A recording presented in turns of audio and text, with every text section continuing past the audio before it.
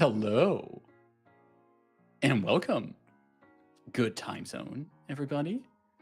On for me, this rather pleasant temperature-wise evening over here where I am. Welcome to this little bit of Vault Talk, little live stream format that I wanted to do as a little capstone to my Abomination Vaults series for the video series that I have made over the past year, and also generally talk about having run the entirety of Abomination Vaults over a span of a little bit less, approximately 2.5 years of regular sessions. So, and also taking a bit of a look of like, okay, what's coming up next? Any other adventures I'm gonna make video guides for? We're gonna see. We're really gonna see how that's gonna pan out. But if you are currently watching and you think, hey, I have questions about Abomination Vaults, specifically about the video series that I've made on it, or just about running Pathfinder, the challenges of running a published game, a published adventure path, or anything other related, drop your questions in the chat and I'll gladly get to them. I have no clue how long we're going to be here today. We're just going to see how much time we need. Going to take it easy. So I invite all of you to also get comfortable, take a seat, and have a good time here. Let me start it off with how I actually got to making a video series on the Abomination Vaults. I initially actually started making these videos a little bit out of frustration. For anyone who has ever run a Paizo adventure path, this might be very relatable, but there is a thing that happens when an adventure path is split over multiple books and each book is written by different authors, that it's getting really hard to foreshadow the importance of certain NPCs or foreshadow the villain properly. And in the case of Abomination Vaults, I was really surprised that the importance of certain NPCs was not properly introduced in the first book. This might also be the point where I should say that this entire stream, just like my video guides, is entirely filled with spoilers for Abomination Vaults. So if you're tuning into this and you're watching and you happen to be a player in an AV game, maybe check out some other stuff that I have on my channel because this is going to be filled with spoilers. So anyway, I was really surprised and a little bit annoyed that there were 2 NPCs in Abomination Vaults that got pretty important towards in the second book, but that were barely mentioned in the first book. And I thought, hey, if I didn't notice that, maybe there's other GMs out there who are running this adventure path, and I want to give them a heads up. I want to give them a way of telling them about these important plot points. So I decided to make a video, a general overview video for Abomination Vaults of like what to expect on every floor, what kind of plots you should foreshadow early on and why they're important. I made that video as a little bit of a fun little project. And then there was a really positive response to it. People really liked having that kind of material. And it made me realize that there's a lot of Pathfinder content that's very player-oriented, like player builds, class guides, and the likes, but there's not as much for Adventure Path and for GMs. So I thought, why not turn this into a full series? And so about a little bit more than a year later, we got a separate video for every floor of the Abomination Vaults. And I had a lot of fun making that, and going by the feedback I've received from people, going by the input I got from people, it also really helped people who planned this AV. So I'm really happy that people have found these guides being useful. So yeah, that's how it got all started. It was supposed to be just one video, but then it turned into three. Then it turned into a grand total of, well, at this point, then one video for each floor, and the additional video for the plot overview for the final book, and of course the introduction video. So that's how we got there. Lithiarch is asking, how balanced did Abomination Vaults feel? Any encounters you had to tweak or rebalance? I think one of the things that you see online about Abomination Vaults a lot is that it is considered a rather deadly and hard adventure path. And I think there is something to that. I think already on the first floor of the Abomination Vaults, there are encounters, and specifically a very specific encounter there, that can just TPK your party. That can legit cause your party to wipe on the first floor. There's also a lot of encounters in this adventure path. It is a dungeon crawl, so my group and I were really ready for hacking and slashing away from room to room, but it's a lot of combat. And there's a lot of combat in there that, in my opinion, is either just filler, and some of it can be very killer. So yeah, definitely I had to take a look at some of the encounters and tweak them a little. Some of them in difficulty. For example, on the first floor, there is the fight with Mr. Beak. And I got the PDF open here. I'm just gonna bring y'all over to the place I mean. See, this is the first floor, and Mr. Beak is up here in room 23. And so Mr. Beak is quite the encounter, because Mr. Beak is a soulbound doll and has a few nasty tricks up his sleeve. For example, Mr. Beak can cast innate spells, one of them being Phantom Pain. Now, this already is a pretty hefty and impactful spell, but now imagine that in the original version of Abomination Vaults, Mr. Beak did not know Phantom Pain, but actually had access to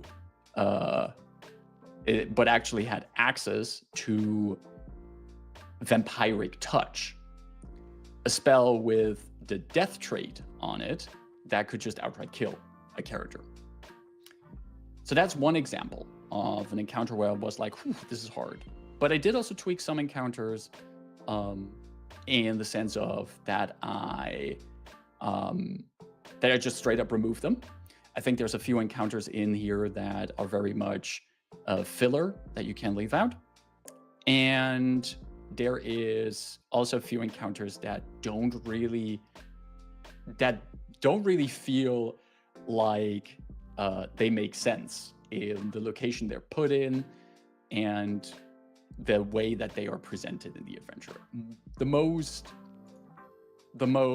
notorious of that one is, I think it was floor 7.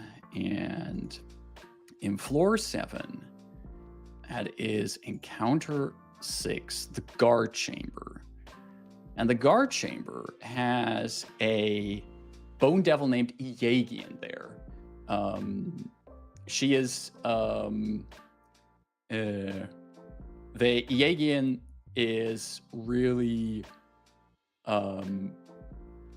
frustrated about their position right there, and their role is to be this kind of guardian keeping watch. But let us look at the room. This is room number 6. So room number 6 is over here. I'm gonna zoom in a little. Now, as you may see on my fancy little PDF that I have here, is that room number 6 is a room of 3x4 squares. A bone devil is a large creature, and as such, takes up already 4 squares in this space. Now put a 4 or 5 people party in here, and this space is cramped. It's absolutely jammed. No movement, no strategic placement.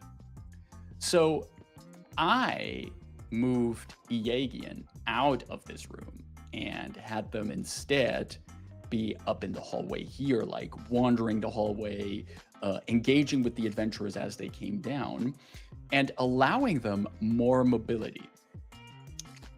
So that was one of the tweaks that I've made there. And there are a few other encounters where I thought I had to just move a few encounters around because they were in such narrow spaces and would have made for such an uninteresting location to fight. There's been a lot of that. There's been a lot of that in the adventure. And I think some of that, especially some of the filler encounters, mostly comes from them feeling like we really have to flesh out every single room in this dungeon. And if we don't know what to do, we're just going to put a monster in there, which I guess it's a mega dungeon. Fine. And if you sign up for that, and if you have a table that loves doing that, I'm really happy. I think this adventure path is the right adventure path for you. Max Mustermann, love the name, asks, any hints on tackling the lack of out-of-dungeon interactions? Did you make use of the AV expanded rules? Just started learning the AP and watch your floor 3 video.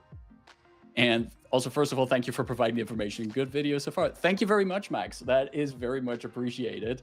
Hopefully, you're going to have a really great time with this adventure path, because I surely did. I really enjoyed running this adventure path, and I hope you will too. Now, tackling the out-of-dungeon interactions. This is a really good one, and I really like the question. There is, in this mega dungeon, a lot of stuff that you do in the dungeon, but this adventure path also gives you the town of Otari with a lot of cool NPCs. Not all of them are fleshed out in the adventure, but I think if you can present just a few of them to your players and their characters and have them have fun, interesting interactions with them, they will have reasons for caring for the town and reasons for coming back and having interactions. There are a few side quests in the adventure that are linked to people in town. There are Morlabin, for example, one of the owners of the bookstore, has a side quest linked to, I think it's the 3rd floor. There is the missing son of, I have to look it up again. I make the guides on these. I know what I'm talking about. That is the son of Brelda Vankavale. There's a side quest with her missing son, Lasda, who the PCs can save. And there's a lot of little side quests that are written in the AP for the adventure path, and these are one way to use the material that you have to make the townfolk interesting. But you can also just ask your players if they have established relationships with the NPCs in town. I think it's good if you still have the chance. I'm understanding in your case that you're already started the AP. I'm not sure if you already have started running it, but if you haven't, maybe it's a good idea to just already present a few of these NPCs to your players and see if you can have already some ties with them. Maybe one of the players befriended or know some of the NPCs, are family, have worked with them before, and then you already have some ties that you can give. I haven't use the AV expanded rules. I know it's a very popular homebrew that people use, but I haven't used it myself. So I can't speak for it, but I have heard very good things about it. So I totally encourage you to check it out and see if you can add to the adventure for that. If you totally want to focus on one NPC that my characters, that my party really got attached to, was Magaloy, the owner of the Crow's Casks. And Magaloy, my players really got attached to Magaloy because I presented her as this cool ex-pirate who now ran a bar and just felt super comfortable making cocktails out of all the ingredients they could get them. So Magaloy told the player characters, hey, if you find fancy ingredients in the dungeon, if you bring them to me, I can make you some special brews, some special cocktails. And so they started collecting ingredients and reagents from monsters and brought those to Magaloy. Every time they got back into town, they had drinks at her place, and eventually the Crow's Cask kind of became their base of operations, where they also stored their gear and stuff. So that was super nice, and gave the players also a reason to care more about the town. Lithiarch asks, you mentioned before that your party befriended a potential foe and it changed the story a bit. Can you talk about that? What did you change, and was it something you were expecting? Okay. Yeah, now we're going into deep spoiler territory for this adventure path. So I hope whoever is watching this, that you are really just planning this adventure path or running it and not playing it, because here's big spoiler moment.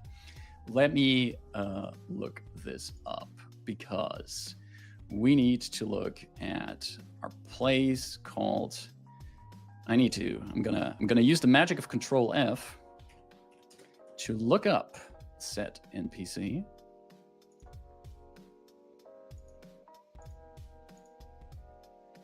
Because we got the one and only Carmen Rajani involved in this, and I want to have the art of Carmen. I know we have art of him. There we go. Okay, so Carmen frickin' Rajani. Carmen Rajani is an NPC, one of the inhabitants in Otari, and in the adventure path as written, he is a grumpy, terrible, bad person who antagonizes everyone, who has been down on his luck all his life, basically, who a few years before the campaign starts tried to run for mayor in Otari, but it failed terribly. Carmen basically despises everyone and everything. And there's a lot of reasons for that.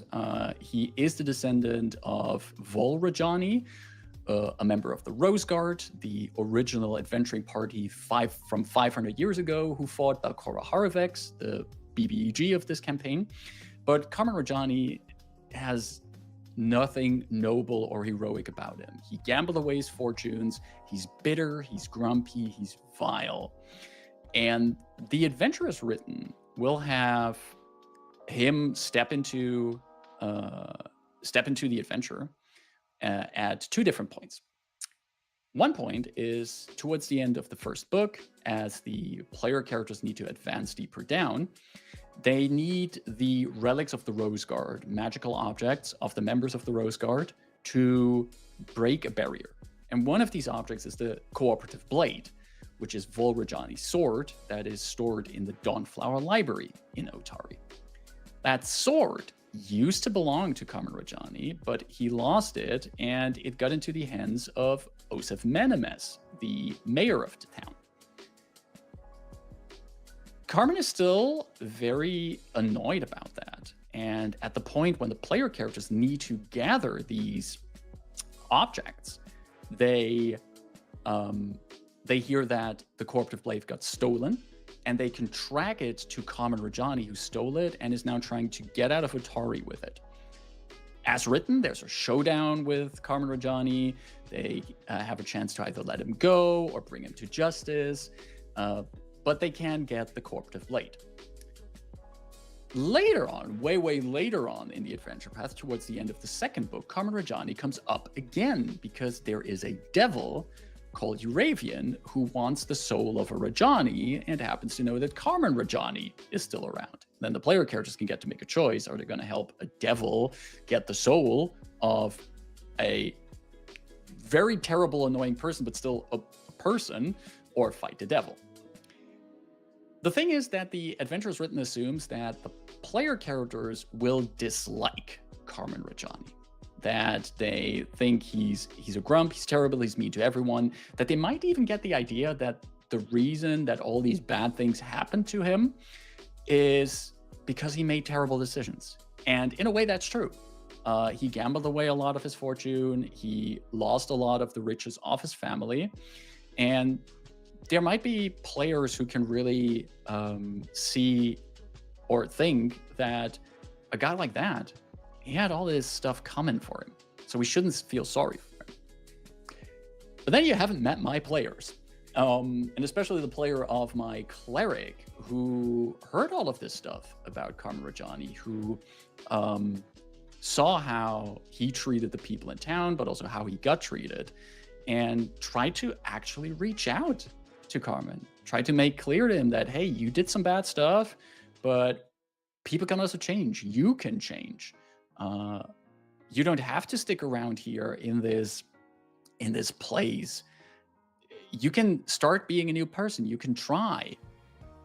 It was actually a really nice moment in the campaign when the cleric talked with Rajani about that, telling him that even though these people are bitter and he's bitter, he doesn't have to remain like that all his life. So the roles during that scene were also really good. The cleric was extremely convincing, and it said, I decided to have Carmen Rajani go down a path of self-reflection, where he got thinking about, hey, what am I actually doing? Why do I keep hanging in this miasma of my own grief and anger? I can get out of this. So instead of then having Carmen Rajani steal the corruptive blade, when the players needed to assemble the relics of the Rose Guard and went all about town to get them, the sword was still there. But eventually Carmen Rajani, he heard that that the player characters needed to use these weapons. And he asked the party if he could join them to go where they needed to use these weapons, and if he could just hold the corruptive blade one more time, this ancestral weapon of his family, and aid them in whatever kind of thing they needed to do to break that barrier. So I had Rajani join them. He stuck to his word. He just held the sword long enough to break the barrier and then went back to town.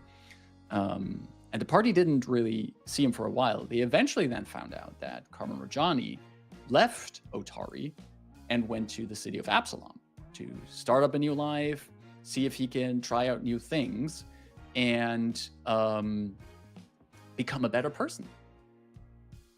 And that was a nice twist to that. Carmen Rajani was not, he still was a jerk of a person, but I liked how the party tried to give him space to improve.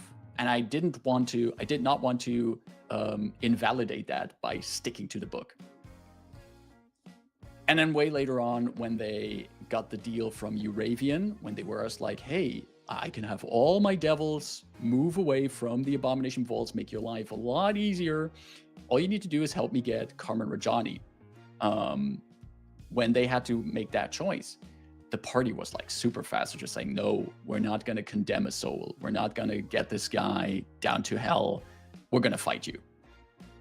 And then they kicked Uravian's ass in, I think, 4 rounds because the cleric was sanctified, and infuse vitality is a really good spell if you have a bunch of good frontliners. So that devil was mincemeat in like 4 rounds or something. It was a really fast fight. So yeah, that was the big NPC that changed.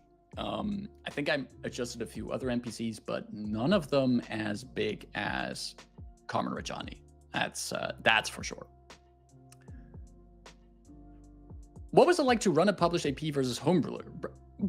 What was it like to run a published AP versus Homebrew like you did before? Would you do it again? And if so, do you have an idea of which AP? I most definitely would do it again. Yeah. I've run mostly Homebrew stuff in my years of running games. Back when I played a lot of D&D 5e, I did start 2 campaigns started as an adventure, or at least with material from an adventure. I had one campaign that started with the Out of the Abyss campaign, and another one where I really cribbed a lot of stuff from Storm King Thunder, but I never fully stuck the entire campaign through to an entire pre-written module.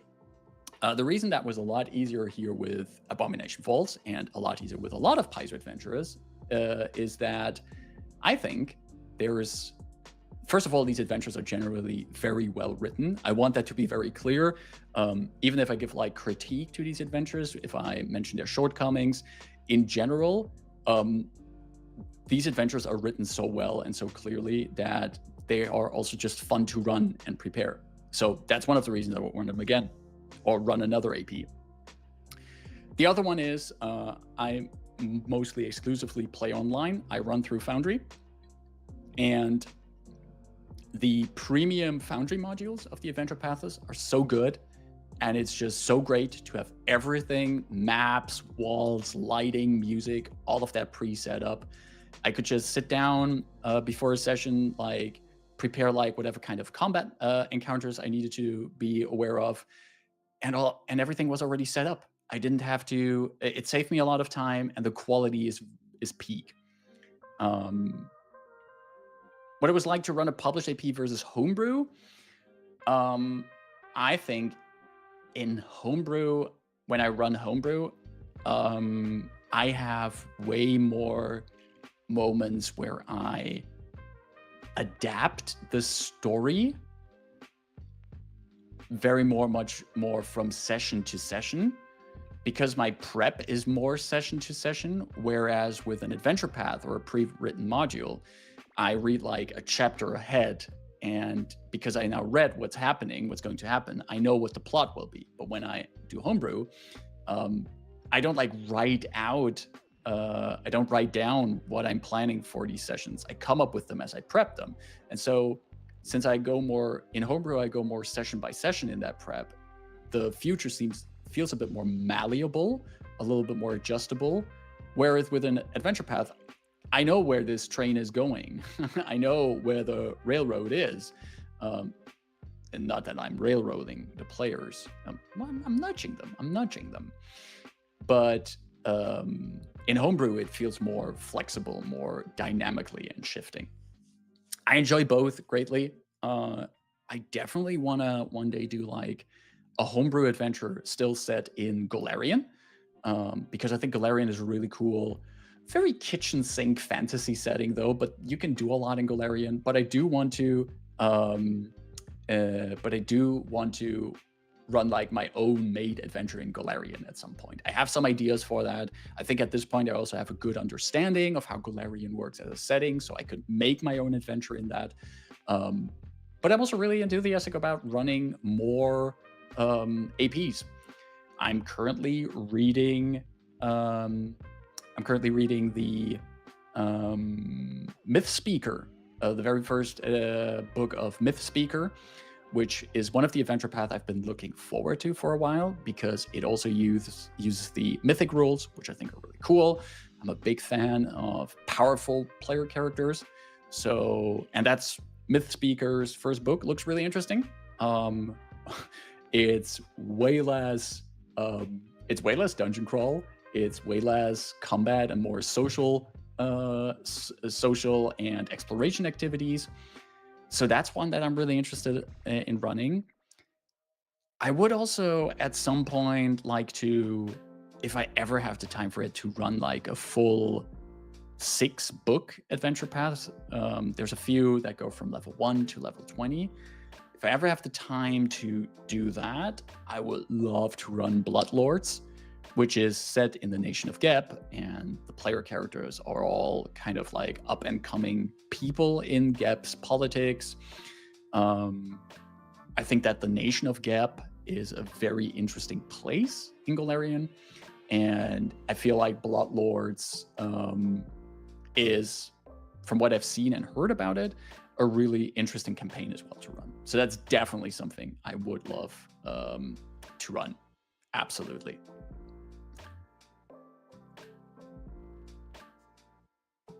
The cool thing about doing these videos for the Abomination Vaults was also is that up to my video on the 5th floor, floor 5 it was, my own party was always ahead of the videos I was making. So I had a chance of first running a floor and seeing how it works in practice, and then use that knowledge in the videos I was putting together.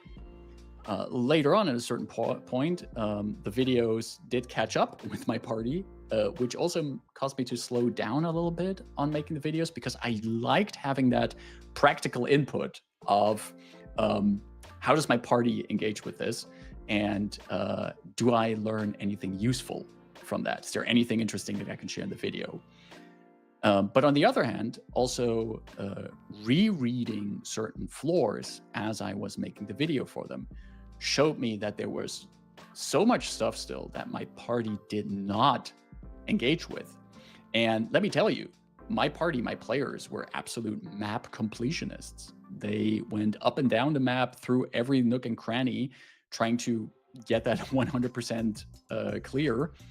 But there were just some roleplay encounters that panned out differently, and some interactions that they never really solved or found out about.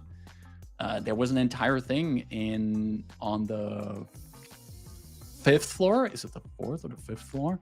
Let me double check. I think it was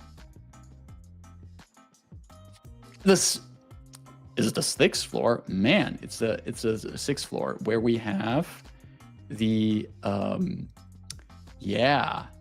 there's a Warp Brew Tavern here in the center of the 6th floor, which is a tavern in the middle of a dungeon floor. A lot of fun stuff happening there. There's a band playing there, but there's also some nasty stuff happening in the kitchen all the way in the back of the Warp Brew Tavern. Let me just zoom in a little for that. So we got that here. It says room 11, starting here in room 11. My party engaged with the characters in there. They had some fun with the bouncer, which is a drider in that tavern, and actually tried to send more of the dungeon creatures to go visit that tavern. But they never did the battle with the band there. They didn't find out that the way that this tavern got some of its food made, which would have caused for some interesting interactions later on in the dungeon. So what I like about that, for me, it was also interesting having run that adventure. It was still interesting for me to also reread it and see what kind of stuff my players had missed, and all kinds of stuff that if I ever run this adventure again, this entire adventure path, I might put a bit more focus on, highlight a little bit more, which is really interesting. And it actually would make me consider running this adventure path again with a completely different group.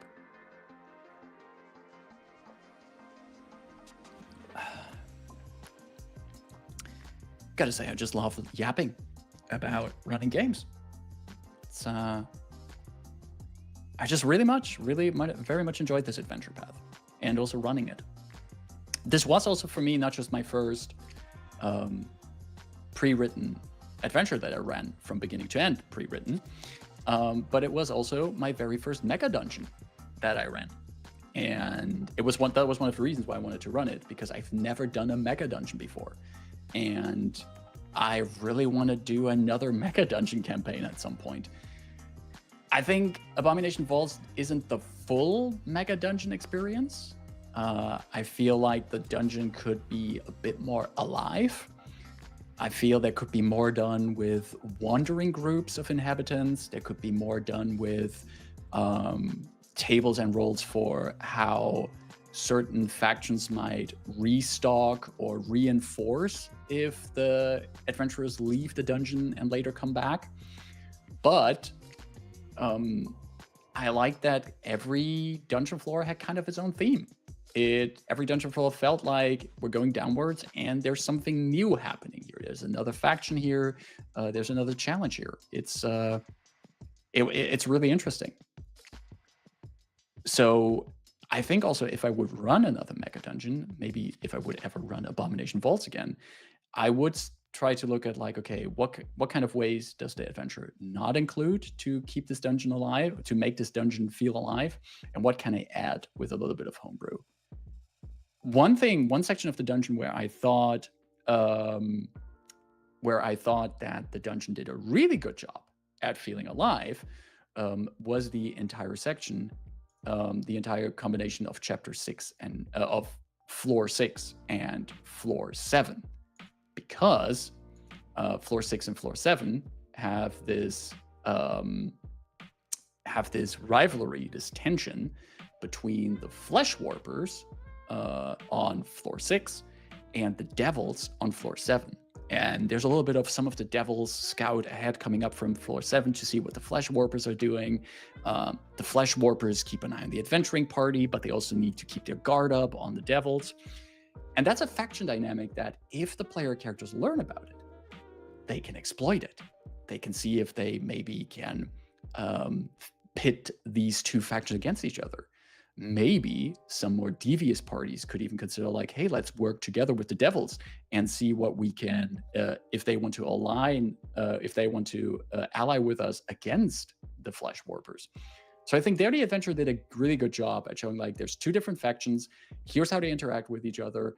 And this is the information you can give your player characters to do something with that.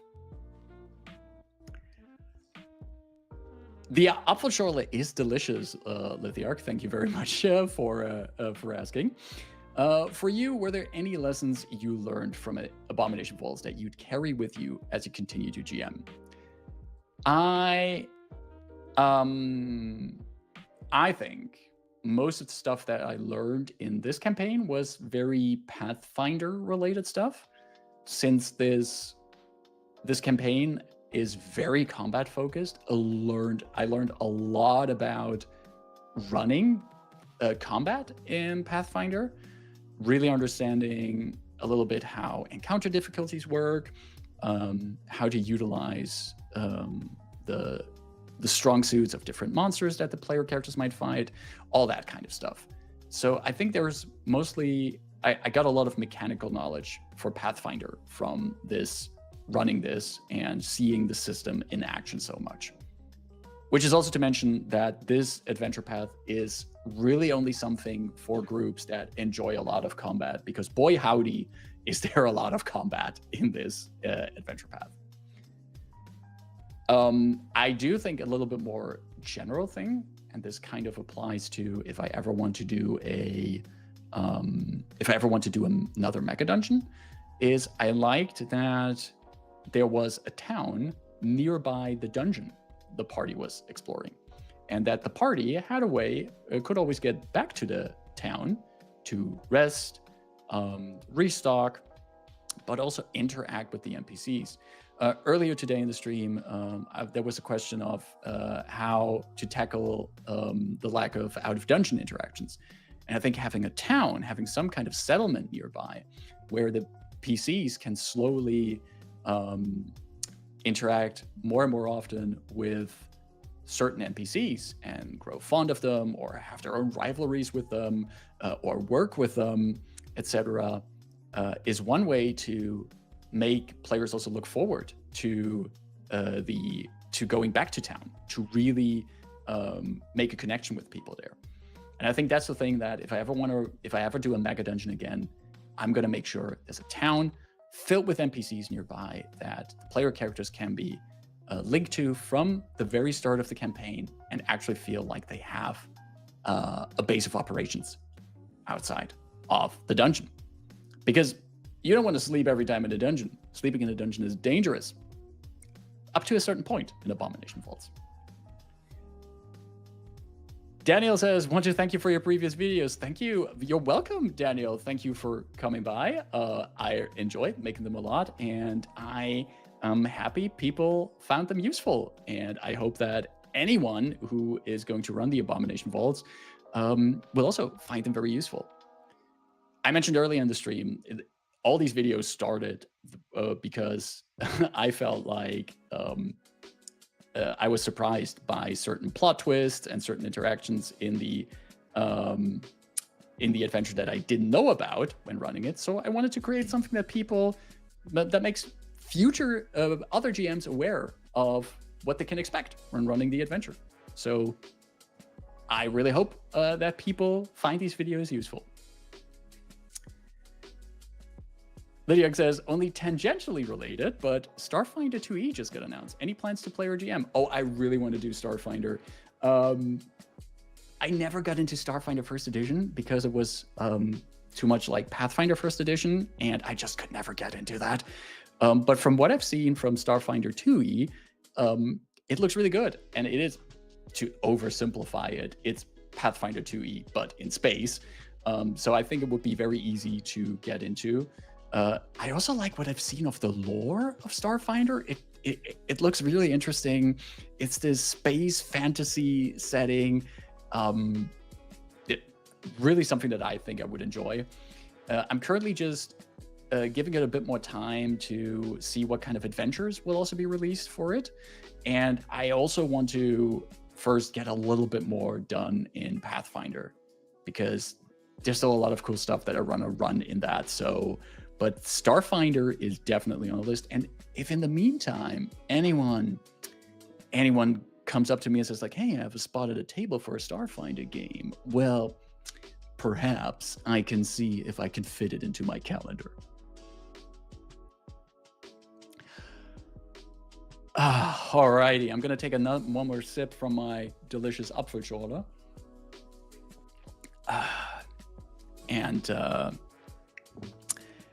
Yeah. I really, as mentioned earlier, I really enjoyed making these video guides to adventures, and I'm definitely want to come in future videos, want to do more of that. As I mentioned, I've been reading Mythspeaker Adventure Path. I'm not yet sure if I'm going to run it, but I like what I'm reading from there, and I would, in time, like to make a similar video guide to that. I'm also already working on my next Pathfinder lore video on a topic that is very much related to the Abomination Vaults. I'm currently working on a video about Nimbaloth, the Empty Death, which features prominently in Abomination Vaults and is a deity that I find very interesting and fascinating. So keep an eye out on that for the channel, coming to the channel. And of course, I'm going to see whatever other kinds of cool videos I'm going to make. I'm really glad that I have also now qualified for the YouTube Partner Program. This does allow me to enable some monetization options for the channel. I'm still looking into which are the right ones for the channel, because I wouldn't mind earning a little bit off of the stuff I'm making, but I also want to make sure that I keep stuff as accessible for everyone possible. If I have any more clarity on that, you will also see some announcements on my channel for that. In the meantime, as I'm working on these videos and before something new comes, I just want to, first of all, thank everyone who watches my videos, who shares them, likes them, comments them, who gives me feedback on these videos. Thank you very much for all of that. I am really, really grateful for all the support I'm getting from everyone in this endeavor. I've gotten so many positive responses to the videos for the Abomination Vaults, my lore videos, but also my other TTRPG videos. And I'm really grateful. So once again, thank you very much for that. If you want to further support me, if you by any chance stumbled into this video and haven't watched any of my other videos, first of all, welcome. If you want to support me in any way, please keep checking out my videos, share them with your friends and family, share them with people for who you think these will be useful. If you ever talk to someone who's about to run the Abomination Vaults, share them my link to my playlist. If you talk to someone who is about to start running Spore War and needs some info on Kyonin and Tree Razor, I have a video for Spore War on my channel as well. Share my videos around. If you haven't yet, like my videos, comment on my videos, and follow my channel. Those are the ways that really help me out, that feeds the algorithm, and that will help me to get my videos seen by more people. If you are willing and also able to do so, and if you want to give me a little tip for what I'm doing, I do have a Ko-Fi. You can find me at ko-fi.com/thechindividual, where you can just leave me a tip. Anything that's left on my Ko-Fi is directly used to fund any kind of subscriptions and other costs for the programs and materials I use. So if you're willing and able to support me in that way, that would also be very appreciated. In whatever way you support me, I'm just very grateful for anyone who is happy with these videos I make. I'm happy that there's so many positive responses. I'm happy that there's been people coming in here today asking questions about my videos and about the campaign I ran. And I'm just really happy to be able to make this kind of content. I think this is a great point to end for today. Thank you very much for tuning in. I'm gonna finish my delicious sparkling apple juice, or as called by some, Apfelschorle, and I will see you soon. Until then, stay safe and see you soon. Bye-bye.